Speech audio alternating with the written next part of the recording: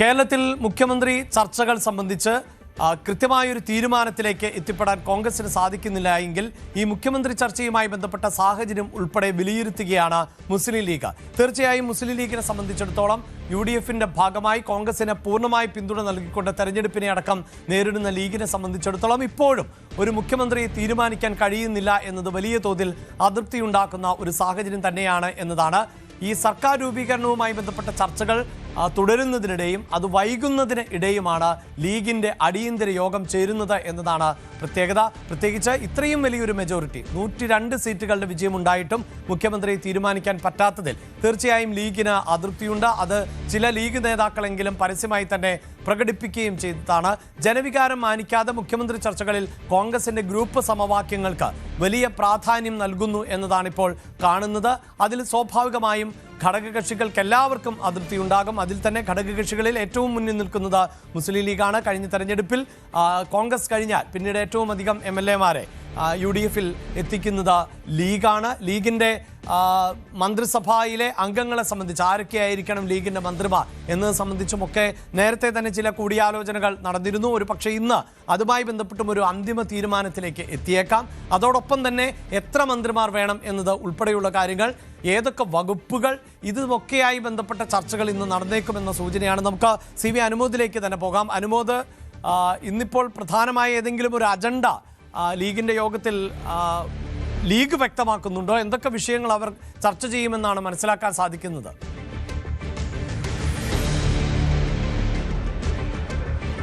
അഭിലാഷ്, മുസ്ലിം ലീഗിന്റെ നേതൃയോഗം ഇപ്പോൾ പാണക്കാട് ആരംഭിച്ചു കഴിഞ്ഞിട്ടുണ്ട്. അല്പസമയം മുമ്പ് നേതാക്കളെല്ലാം തന്നെ എത്തിച്ചേർന്നു. ഇപ്പോൾ യോഗം തുടങ്ങിയിരിക്കുകയാണ്. ഇതിലെ പ്രധാനപ്പെട്ട അജണ്ട ഈ മുഖ്യമന്ത്രി തർക്കം തുടരുന്ന സാഹചര്യത്തിലുള്ള സാഹചര്യങ്ങൾ തന്നെയാണ്.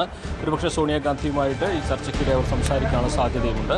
നിലവിലെ സാഹചര്യങ്ങൾ കോൺഗ്രസ് നേതൃത്വം ലീഗുമായിട്ട് കമ്മ്യൂണിക്കേറ്റ് ചെയ്യും. ഇതിൽ ലീഗിൻ്റെ നിലപാടുകൾ കൂടി കേട്ടതിന് ശേഷം തീരുമാനത്തിലേക്ക് എത്തുമെന്ന തരത്തിലേക്ക് തന്നെയാണ് നമുക്ക് അറിയാൻ കഴിയുന്നത്. പക്ഷേ ലീഗിൻ്റെ താല്പര്യം അല്ലെങ്കിൽ ലീഗിൻ്റെ തീരുമാനം VD സതീശനൊപ്പം നിൽക്കുക എന്നുള്ളതാണ് ലീഗ് നേരത്തെ തുറന്നു പറഞ്ഞത്. പക്ഷേ അങ്ങനെ ഒരു സാഹചര്യം അല്ലെങ്കിൽ പോലും ലീഗ് അടുത്ത തീരുമാനങ്ങളിലേക്ക് പോകാനുള്ള സാധ്യത കുറവാണ്. മാത്രമല്ല ഇതൊരു അസാധാരണ സാഹചര്യമായിട്ട് തന്നെ വേണം കാണുക. കാരണം തെരഞ്ഞെടുപ്പിൽ ഇത്രയും മിന്നുന്ന വിജയം നേടിയിട്ട് UDFലെ മുഖ്യ കക്ഷിക്കെതിരെ പ്രധാനപ്പെട്ട രണ്ടാമത്തെ കക്ഷി പരസ്യമായി പ്രതികരിക്കുന്ന ഒരു അവസ്ഥ എന്ന് പറയുമ്പോൾ UDFൽ അത് അത്യപൂർവമാണ്, അസാധാരണമാണ്.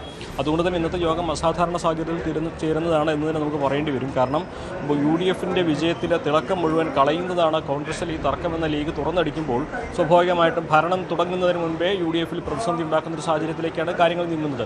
ഇതിൻ്റെ ഈ തീരുമാനത്തിലേക്ക് ലീഗ് എത്തുമ്പോൾ കടുത്ത നടപടികളിലേക്ക്, അതായത് വിട്ടുനിൽക്കുന്ന തരത്തിലേക്ക് ഒന്നും പോകാൻ സാധ്യതയില്ല. മറിച്ച് അവർ പറയുന്നത് അംഗീകരിച്ചില്ലെങ്കിൽ അതിൻ്റെ അതൃപ്തി രേഖപ്പെടുത്തിക്കൊണ്ട് തന്നെ ഈ തീരുമാനത്തെ ഉൾക്കൊള്ളുക എന്ന തരത്തിലേക്കാവും ലീഗ് പോവുക. എന്താണെങ്കിലും ലീഗിൻ്റെ യോഗത്തിന് ശേഷം എന്തെല്ലാം കാര്യങ്ങൾ നേതൃത്വം തുറന്നു പറയും എന്നുള്ളതാണ് നമുക്ക് അറിയാനുള്ളത്. സ്വാഭാവികമായിട്ടും പലതും ചർച്ചയിൽ നടക്കുന്ന മുഴുവൻ പുറത്തു പറയണമെന്നില്ലെങ്കിൽ പോലും പുറത്തു പറയാൻ തയ്യാറാകുമോ എന്ന ചോദ്യമാണ് ഉയരുന്നത്. പ്രത്യേകിച്ച് ഈ യോഗം തീരുന്നതിന് മുൻപ് അത്തരത്തിലൊരു മുഖ്യമന്ത്രി പ്രഖ്യാപനം വന്നില്ലെങ്കിൽ സാഹചര്യങ്ങൾ വീണ്ടും വിമർശനത്തിന് വിധേയമാവുന്ന അവസ്ഥ തന്നെയായിരിക്കും ഉണ്ടാവുക.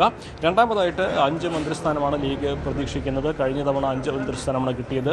അത് ഇത്തവണയും ആവശ്യപ്പെടും. ഒരുപക്ഷെ അതിൽ ആർക്കെല്ലാം നൽകണം എന്ന കാര്യത്തിലേക്ക് ഒരു അന്തിമ ധാരണ ഇന്നത്തെ യോഗത്തിൽ ഉണ്ടാകുമെന്നാണ് നമുക്ക് അറിയാനാകുന്നത്.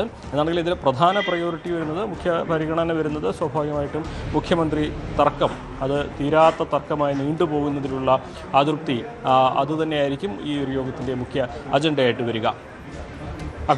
തീർച്ചയായും അതിൽ ഇപ്പോൾ നേരത്തെ തന്നെ നിരവധിയായ പേരുകൾ ഉയർന്നു കേട്ടിരുന്നു. ഇപ്പോൾ PK കുഞ്ഞാലിക്കുട്ടിയെ പോലെയുള്ള പേരുകൾ നമുക്കറിയാം. അതിലിപ്പോൾ തർക്കമൊന്നുമില്ല. പിന്നീട് മറ്റു പല പേരുകൾ, PK ബഷീറിൻ്റേത് ഉൾപ്പെടെയുള്ള പേരുകൾ നമ്മൾ കേട്ടതുമാണ്. നിലവിൽ നമുക്ക് ലഭിക്കുന്ന സൂചനകൾ അനുസരിച്ച് ഒരു ധാരണയിലേക്ക് ലീഗ് എത്തിയിട്ടുണ്ട്. അതൊന്ന് ഉറപ്പിക്കുക, അല്ലെങ്കിൽ 5ാമത്തെ ആൾ, 4 മന്ത്രിമാരുടെ പേരുകളാണ് നമ്മൾ സജീവമായി ഉയർന്നു കേട്ടിരുന്നത്. 5ാമതൊരാൾ വരുന്നുവെങ്കിൽ ആര്? അത്തരം വിഷയങ്ങൾ കൂടിയാണോ നമുക്ക് ഇതിലിപ്പോൾ കാര്യമായ മാറ്റങ്ങൾ, നേരത്തെ ഉയർന്നു വന്ന പേരുകളിലൊക്കെ കാര്യമായ മാറ്റങ്ങൾ ഉണ്ടാകുവാൻ സാധ്യതയുണ്ടോ?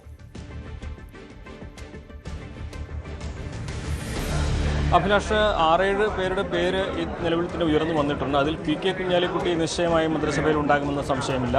അതോടൊപ്പം തന്നെ PK Basheer, N Shamsuddeen, KM Shaji K M ഷാജിയും പി കെ ബഷീറും കുഞ്ഞാലിക്കുട്ടിയും ഈ 3 പേരുകൾ മാറ്റമുണ്ടാകില്ല എന്ന് തന്നെ നമുക്ക് കരുതാനാകും. അവർക്കൊപ്പം കോഴിക്കോട് നിന്ന് പാറക്കൽ അബ്ദുള്ളയോ റസാഖ് മാസ്റ്ററോ എന്ന ചോദ്യം ഉയരുന്നുണ്ട്. അതുപോലെ തന്നെ എറണാകുളത്ത് നിന്ന് ഗഫൂറിനെ പരിഗണിക്കുമ്പോൾ അദ്ദേഹം ആദ്യത്തെ മത്സരത്തിലാണ് വിജയിച്ചിരിക്കുന്നത്. ഗഫൂറോ ഷംസുദ്ദീനോ എന്ന ചോദ്യം ഉയരുന്നുണ്ട്. അങ്ങനെ 5 സ്ഥാനങ്ങൾക്ക് 6 or 7 പേരാണ് ഇപ്പോൾ പട്ടികയിലുള്ളത്. അതിൽ 3 പേർ നിശ്ചയമായിട്ടുണ്ടാകും. അത് നേരത്തെ സൂചിപ്പിച്ചത് P K Kunhalikutty, P K Basheer, K M Shaji, ഈ 3 പേരുകൾ ഉറപ്പിക്കാൻ കഴിയുന്ന ഒരു അവസ്ഥ തന്നെയുണ്ട്. മറുവശത്ത് റസാഖ് മാസ്റ്ററോ അതോ പാറക്കൽ അബ്ദുള്ള എന്ന ചോദ്യം, എൻ ഷംസുദ്ദീനോ ഗഫൂറോ എന്ന ചോദ്യം, AK മഷ്റഫിൻ്റെ പേരും ചർച്ചകൾ സജീവമായിട്ട് ഉയരുന്നുണ്ട്. ഇതിനപ്പുറത്തേക്കൊരു പേരിലേക്ക് ഈ ഘട്ടത്തിൽ ചർച്ചകൾ നീണ്ടിട്ടില്ല എന്നാണ് നമുക്ക് മനസ്സിലാക്കാൻ കഴിയുന്നത്. മഞ്ഞനാകുഴിയിലെയും ആബിദ് ഹുസൈൻ തങ്ങളൊക്കെ ആദ്യഘട്ടത്തിലുണ്ടായിരുന്നെങ്കിൽ പോലും അവസാന ഘട്ടത്തിലേക്ക് അവരുടെ പേരുകൾ അവസാന ചർച്ചകളിലേക്ക് എത്തിയിട്ടില്ല എന്ന വിവരമാണ് നമുക്ക് മനസ്സിലാക്കാനാകുന്നത്. എന്താണെങ്കിലും 5 മന്ത്രിസ്ഥാനം എന്നതിൽ ലീഗ് വിട്ടുവീഴ്ച വരത്തില്ല. ഒരുപക്ഷെ 4 മന്ത്രിസ്ഥാനമോ ഒരു ഡെപ്യൂട്ടി സ്പീക്കറോ അല്ലെങ്കിൽ ഏതെങ്കിലും ക്യാബിനറ്റ് പദവിയോ ആയിരിക്കും ഉണ്ടാവുക. അതൊക്കെ എന്താണെങ്കിലും മുഖ്യമന്ത്രിയെ തീരുമാനിച്ച ശേഷമാണല്ലോ അതിലേക്ക് എത്താൻ കഴിയുകയുള്ളൂ. എന്നിരുന്നാൽ തന്നെയും ലീഗിനെ സംബന്ധിച്ച് അവർക്ക് 5 പദവി എന്നുള്ളതിൽ വിട്ടുവീഴ്ച ഉണ്ടാകില്ല. അതിൽ തന്നെ 3 പേരെ ഏകദേശം ധാരണയായിട്ടുണ്ട്. ബാക്കി 2 സ്ഥാനങ്ങളിലേക്കുള്ള ചർച്ചകൾ പുരോഗമിക്കുകയാണ്. ഇന്നോ നാളെയോ ആയിട്ട് അതിലും ഒരു കൃത്യമായ ധാരണയിലേക്ക് എത്താൻ സാധിക്കും. അവിടെ അനുമോദ്, ഞാൻ അവസാനിപ്പിക്കുന്നതിന് മുമ്പ് നേരത്തെ തന്നെ അനുമോദ് സൂചിപ്പിച്ചു കഴിഞ്ഞു. അതായത് ഈ സർക്കാർ രൂപീകരണം വൈകുന്നു എന്നുള്ളതാണ്. നേരത്തെ നമുക്കറിയാം ഈ തെരഞ്ഞെടുപ്പിന്റെ ഘട്ടത്തിലോ അല്ലെങ്കിൽ അതിനുശേഷമോ ഒക്കെ ഏറെ സംയമനത്തോടു കൂടി തന്നെയാണ് ലീഗ് മുന്നോട്ട് പോയത്. കോൺഗ്രസിനെ ഏതെങ്കിലും തരത്തിൽ കുറ്റപ്പെടുത്തുകയോ അല്ലെങ്കിൽ ഒരു പ്രതിസന്ധി സൃഷ്ടിക്കുകയോ മുന്നണിക്കകത്തൊന്നും ഉണ്ടായിട്ടില്ല ലീഗിൽ നിന്ന് എന്നതാണ്. പല തർക്കങ്ങൾ ഉണ്ടായപ്പോൾ, സീറ്റ് മാറ്റങ്ങൾ ഉൾപ്പെടെയുള്ള വിഷയങ്ങളൊക്കെ വന്നപ്പോഴും.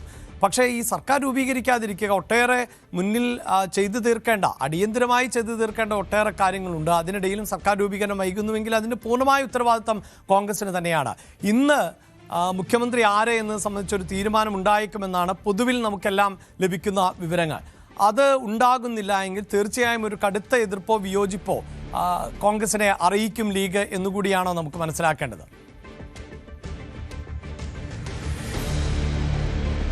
അഭിലാഷ്, നമ്മൾ ആദ്യം പറഞ്ഞു തുടങ്ങിയപ്പോൾ തന്നെ ഇതൊരു അസാധാരണ സാഹചര്യമാണെന്ന് പറഞ്ഞിരുന്നു. അതായത് അസാധാരണമായുള്ള യോഗം തന്നെയാണ് ഇവിടെ നടക്കുന്നത്. ഒരിക്കലും തെരഞ്ഞെടുപ്പിൻ്റെ വലിയ വിജയത്തിന് ശേഷം സഖ്യകക്ഷിയെ കുറ്റപ്പെടുത്തുന്ന, വിമർശിക്കുന്ന തരത്തിലേക്ക് ഒരു വിഷയം ലീഗ് ചർച്ച ചെയ്യുന്ന സാഹചര്യം മുൻപ് ഉണ്ടായിട്ടില്ല.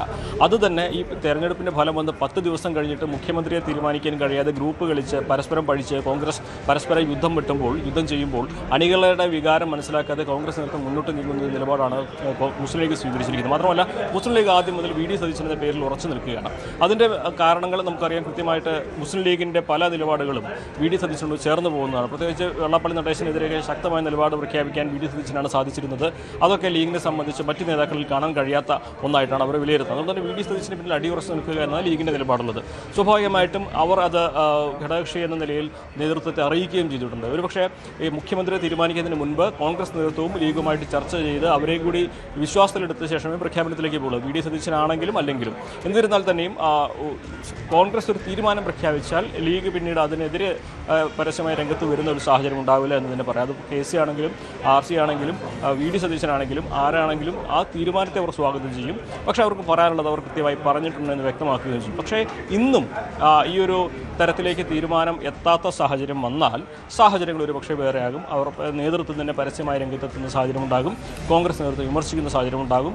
ജനവികാരം മനസ്സിലാക്കണമെന്ന ഒരു മുന്നറിയിപ്പ് നേതൃത്വം കൊടുക്കുന്ന ഒരു സാഹചര്യം ഉണ്ടാകും. മാത്രമല്ല വലിയ ഭൂരിപക്ഷത്തോടെ കഴിഞ്ഞ തവണ അധികാരത്തിലെത്തിയ LDF ഗവൺമെൻറ് എന്ത് സംഭവിച്ചു എന്ന കാര്യം ചൂണ്ടിക്കാണിക്കുന്നത് ജനവികാരം മനസ്സിലാക്കാതെ പെരുമാറിയതുകൊണ്ടാണെന്ന് വീണ്ടും ലീഗ് ഓർമ്മിപ്പിക്കുന്ന അവസ്ഥ ഉണ്ടാകും. തീർച്ചയായും കോൺഗ്രസിന് വലിയ രൂക്ഷമായ ഭാഷയിൽ തന്നെ വിമർശിക്കാനും അവരെ ഈ കാര്യത്തിൽ ലീഗിൻ്റെ നിലപാട് അറിയിക്കാൻ ലീഗ് തയ്യാറാകുമെന്നാണ് മനസ്സിലാക്കാനാകുന്നത്. പക്ഷേ അതല്ലെങ്കിൽ തീരുമാനം വന്നു കഴിഞ്ഞാൽ ലീഗിനെ സ്വീകരിക്കാൻ പറ്റുന്നതാണെങ്കിലും അല്ലെങ്കിലും ലീഗ് അതിനെ സ്വാഗതം ചെയ്യും. പക്ഷേ വിമർശനങ്ങൾ പാർട്ടിക്കുള്ളിൽ, മുന്നണിക്കുള്ളിലായിരിക്കും രേഖപ്പെടുത്തുക. അതല്ലെങ്കിൽ ഒരു പരസ്യമായ വിമർശനത്തിലേക്ക് സാഹചര്യങ്ങൾ കൊണ്ടുചെന്നെത്തുകയും ചെയ്യും. കൂടുതൽ വാർത്തകൾക്ക് News 18 Keralam YouTube channel subscribe ചെയ്യുക.